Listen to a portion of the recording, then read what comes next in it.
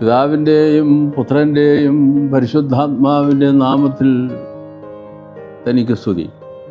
ഞായർ പള്ളിക്കൂടത്തിലെ എൻ്റെ കുഞ്ഞു സ്നേഹിതർക്ക് ക്രിസ്തുയേശുവിൽ സ്നേഹം. പ്രിയപ്പെട്ട കുഞ്ഞുങ്ങളെ, ദൈവപുരുഷൻ്റെ ജീവിതത്തിൽ നിന്ന് നമുക്ക് പഠിക്കാനാവുന്ന മറ്റൊരു പാഠം ഇന്ന് നമുക്ക് ഗ്രഹിക്കുന്നതിന് പ്രത്യേകമായി ശ്രദ്ധിക്കാം. അതിന് മാതൃകയായി ഞാൻ തിരഞ്ഞെടുത്തിരിക്കുന്നത് ഏലിയാവ് എന്ന ദൈവപുരുഷനെയാണ്, പ്രവാചകനെയാണ്. അടിസ്ഥാന വേദഭാഗം രാജാക്കന്മാരുടെ 1-ാം പുസ്തകം 18-ാം അധ്യായമാണ്.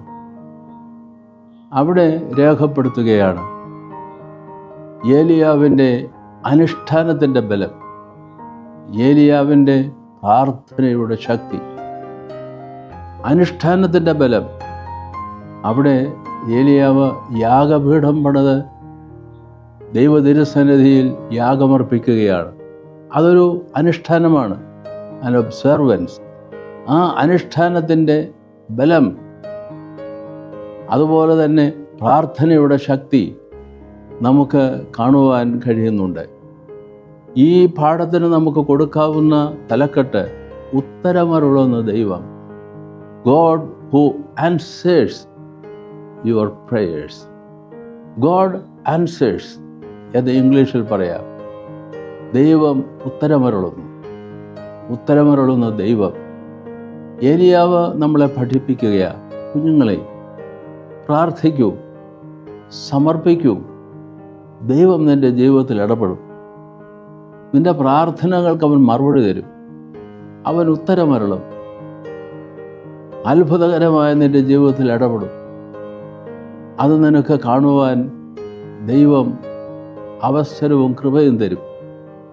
എന്തു വലിയ ഒരു ശക്തമായ ദൂതാണ് ഏലിയാവ് നമ്മളെ പഠിപ്പിക്കുന്നത്.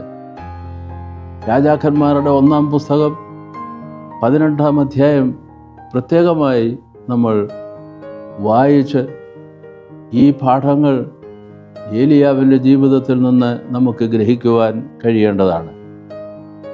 1 രാജാക്കന്മാർ 18-ാം അധ്യായം 37-ാം വാക്യത്തിൽ ഏലിയാവ് കൈകൾ ഉയർത്തി മലർത്തി, കണ്ണുകൾ ഉയർത്തി ദൈവതിരുസന്നിധിയിൽ പ്രാർത്ഥിക്കുകയാണ്.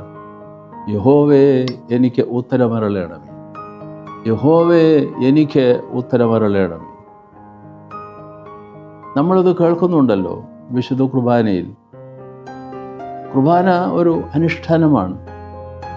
അത് നിഷ്ഠയോടുകൂടെ, ഒരുക്കത്തോടുകൂടെ, ഭക്തിയോടുകൂടെ, സമർപ്പണത്തോടുകൂടെ ആണെങ്കിൽ നമുക്ക് അനുഭവങ്ങളുണ്ടാകും എന്നുള്ളത് അച്ചട്ടാണ്, തീർച്ചയാണ്. എന്താണ് രാജാക്കന്മാരുടെ 1-ാം പുസ്തകം 18-ാം അധ്യായത്തിൽ കാണാനാവുക? ബാൽ ദൈവത്തെ ആരാധിച്ച് നടന്ന ഒരു കൂട്ടം ആളുകൾ, സത്യദൈവത്തെ ആരാധിച്ച് നടന്ന ദൈവമക്കൾ. ഈ ഒരു പ്രത്യേക സാഹചര്യത്തിൽ ഏലിയാവ് ദൈവത്തെ വിളിച്ചു പ്രാർത്ഥിക്കുന്ന ദൈവമക്കൾക്ക് എങ്ങനെയാണ് ദൈവം അവരുടെ ജീവിതത്തിൽ ഇടപെടുന്നത്, അവരുടെ പ്രാർത്ഥനകൾക്ക് ഉത്തരമരുളുന്നത് എന്ന് പ്രത്യേകമായി പഠിപ്പിക്കുകയാണ് നമ്മൾ. ഏലിയാവ് എന്ന ദൈവപുരുഷൻ ഒരു യാഗപീഠം പണിതു. അത് ശ്രദ്ധേയമാണ്. 12 കല്ലുകൾ എടുത്തു. 12 ഗോത്രപിതാക്കന്മാരെ അനുസ്മരിക്കുന്നതാണ്. അതിനുശേഷം ഹോമയാഗത്തിൻ്റെ ബലി അതിന്മേൽ വെച്ചു. വിറക് അടുക്കി അതിന്മേൽ ഹോമയാഗത്തിൻ്റെ ഉള്ള യാഗവസ്തു വയ്ക്കുന്നു. എന്നിട്ട് ദൈവതിരുസന്നിധിയിലേക്ക് കണ്ണുകൾ ഉയർത്തിക്കൊണ്ട് കൈകൾ മലർത്തി യഹോവേ എന്നോട് ഉത്തരമരുളണമേ എന്ന് പ്രാർത്ഥിക്കുമ്പോൾ യഹോവയുടെ തീ ഇറങ്ങി യാഗവസ്തുവിനെ ദഹിപ്പിച്ചു കളഞ്ഞു എന്നാണ് പറയുന്നത്. യഹോവയുടെ തീ, ദ ഫയർ ഓഫ് ഗോഡ്. അതിൻ്റെ അർത്ഥം എന്താണ്? പുതിയ നിയമത്തിൽ വരുമ്പോൾ അത് പരിശുദ്ധാത്മാവാണ്. യഹോവയുടെ തീ എന്ന് പറഞ്ഞാൽ പുതിയ നിയമത്തിലാവുമ്പോൾ പരിശുദ്ധാത്മാവിനെ സൂചിപ്പിക്കുന്നു. കർത്താവേ എന്നോട് ഉത്തരമരുളണമേ, കർത്താവേ എന്നോട് ഉത്തരമരുളണമേ, കർത്താവേ എന്നോട് ഉത്തരമരുളണമേ എന്ന് പോർത്തും ദൈവത്തെ വിളിച്ചുകൊണ്ട്, പരിശുദ്ധാത്മാവിനെ വിളിച്ചുകൊണ്ട് പ്രാർത്ഥിക്കുമ്പോൾ ദൈവം തൻ്റെ പരിശുദ്ധാത്മാവിനെ അയക്കുകയാണ്. അപ്പവീഞ്ഞുങ്ങളെ നമ്മുടെ കർത്താവായ യേശു ക്രിസ്തുവിൻ്റെ തിരുശരീര രക്തങ്ങളായി രൂപാന്തരപ്പെടുത്തുകയാണ്. കർമ്മേൽ പർവ്വതത്തിൽ ഏലിയാവ് പണിത യാഗപീഠം, ദേവാലയത്തിൽ യാഗപീഠം അല്ലെങ്കിൽ ദൈവത്തിൻ്റെ സിംഹാസനം ത്രോണോസ്, അത് ഒരേ സമയം ത്രോണോസും അതേസമയം തന്നെ യാഗപീഠവുമാണ്. The throne of God and at the same time an altar. യാഗപീഠവും അതേസമയം തന്നെ ദൈവത്തിൻ്റെ സിംഹാസനവുമാണ്. അവിടേക്ക് നോക്കിക്കൊണ്ട് നമ്മൾ ദൈവത്തോട് കർത്താവേ ഉത്തരമരുളണമേ എന്ന് പ്രാർത്ഥിക്കുമ്പോൾ പരിശുദ്ധാത്മാവാകുന്ന അഗ്നി ഇറങ്ങി ഈ അപ്പവീഞ്ഞുകളെ തിരുശരീര രക്തങ്ങളായി രൂപാന്തരപ്പെടുത്തുകയാണ്. പക്ഷേ അവിടെ നമ്മൾ കാണുന്ന ഒരു വലിയ കാര്യം ഏലിയാവ് എന്ന ദൈവപുരുഷനെയാണ്. ഏലിയാവ് എന്ന ദൈവപുരുഷൻ ദൈവ തിരുസന്നിധിയിൽ പൂർണ്ണമായും സമർപ്പിച്ചുകൊണ്ട് പ്രാർത്ഥിക്കുന്നു. അവൻ സാഷ്ടാംഗം പ്രണമിച്ച് മുഖം കുനിച്ച് ദൈവ തിരുസന്നിധിയിൽ പൂർണ്ണമായും ഒരു ദാസനെ പോലെ സമർപ്പിച്ച് പ്രാർത്ഥിക്കുമ്പോൾ ദൈവം തൻ്റെ പരിശുദ്ധാത്മാവിനെ അയക്കുകയാണ്. അഗ്നിയാകുന്ന പരിശുദ്ധാത്മാവിനെ അയച്ച് ആ യാഗത്തെ രൂപാന്തരപ്പെടുത്തുകയാണ്. അന്നെന്ന പോലെ ഇന്നും.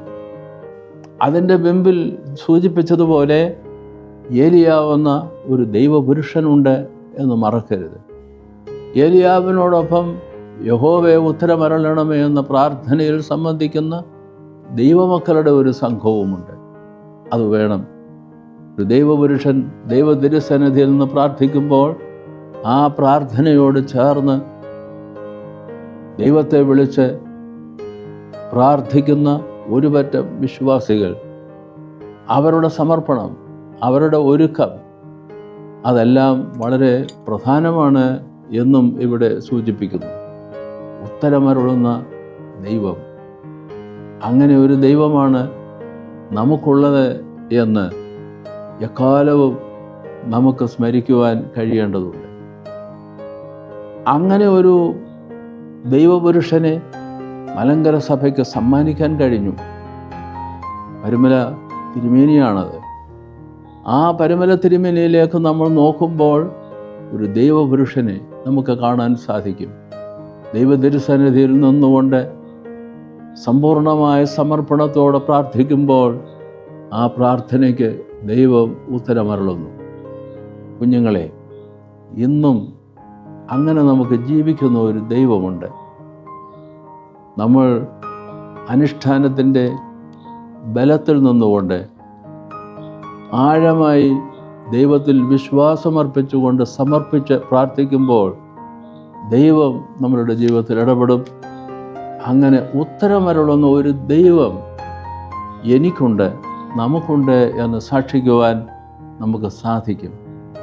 ദൈവം തമ്പുരാൻ കുഞ്ഞുങ്ങളെ നമ്മളെ എല്ലാവരെയും അനുഗ്രഹിക്കുമാറാകും.